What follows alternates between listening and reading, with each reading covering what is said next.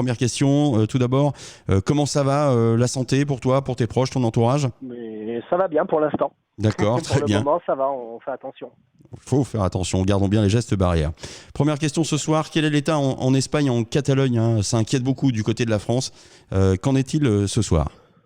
Bah, c'est un confinement total depuis le 15 mars, donc avec des règles un petit peu plus strictes qu'en France, puisqu'ici on ne peut pas sortir à part pour faire les courses, pour sortir le chien d'une manière raisonnable, ou pour aller se faire soigner, ou pour rendre visite à une personne âgée qui est malade.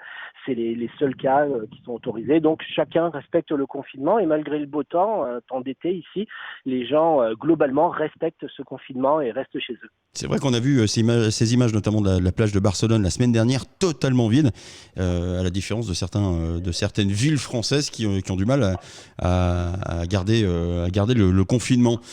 J'aurais une deuxième question également, puisqu'il y a une communauté française très importante à Barcelone. Comment ça se passe justement? Quelle est la prise en charge de ces Français, peut-être avec l'ambassade de France? Alors, les Français, globalement, sont restés ici parce qu'il y a 50 000 Français à Barcelone. La grosse majorité travaille dans le secteur tertiaire, donc ça a été très facile pour organiser le télétravail. Beaucoup également sont dans des secteurs commerciaux, etc., sont restés ici. Alors la communauté commerçante est particulièrement frappée puisque beaucoup de restaurants, enfin tous les restaurants, les bars, les coiffeurs, les boutiques ont dû fermer. Il y a beaucoup de Français qui ont créé des entreprises ici dans ces domaines, mais qui sont quand même restés à Barcelone pour voir un petit peu l'évolution des choses. Alors ce qui a inquiété beaucoup les Français, ça a été pour traverser la frontière, puisque la frontière a été fermée depuis le 15 mars quand l'Espagne a déclaré l'état d'urgence. Donc la prise en charge, elle est plutôt là dans l'information, sachant que si quelqu'un a un domicile à la fois en France et en Espagne, il peut traverser la frontière sans problème, si c'est pour rentrer chez lui, dans son domicile, ou si c'est pour travailler. Je le rappelais en début de cette interview, tu diriges le magazine Equinox, qui est un magazine Ouais. pour les Français vivant à Barcelone ou même en Espagne.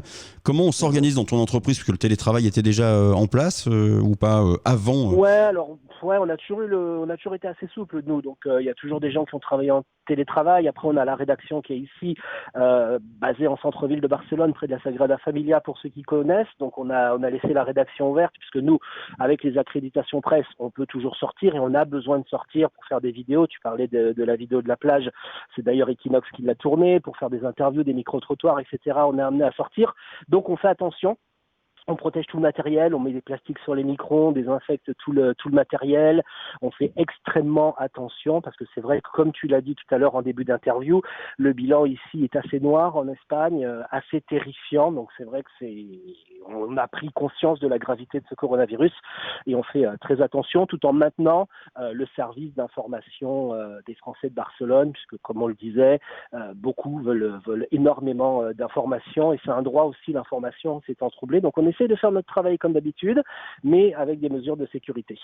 Une dernière question, puisque Oui. tu es à cheval justement avec les Français vivant à Barcelone. Certains font les trajets entre la France et l'Espagne. Donc vous travaillez, où il y a beaucoup de Français qui travaillent avec deux pays, ce qui est le cas aussi pour nous ici entre la France et la Suisse. On s'est aperçu que les Français se plaignaient beaucoup pour la gestion des masques, pour la gestion des produits, des vaccins, le confinement. On s'est aperçu que chez nos voisins suisses, c'était un peu pareil.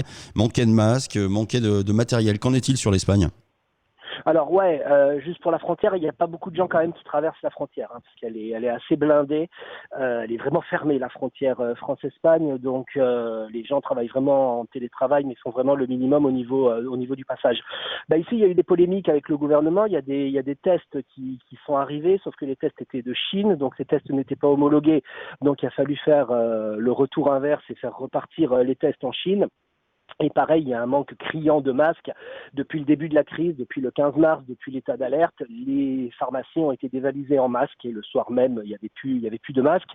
Donc, le matériel dont on dispose, c'est en priorité pour les personnels soignants, évidemment, les médecins, les infirmiers, la police, les livreurs qui continuent à travailler. Après, c'est vrai que la population se fait des masques de fortune. Il y a beaucoup de tutoriels qui circulent sur le web pour se faire ses propres masques avec ses mains ou avec des machines à coudre. Donc, pour le moment, c'est un petit peu le chaos à ce niveau-là, en attendant effectivement que du matériel arrive.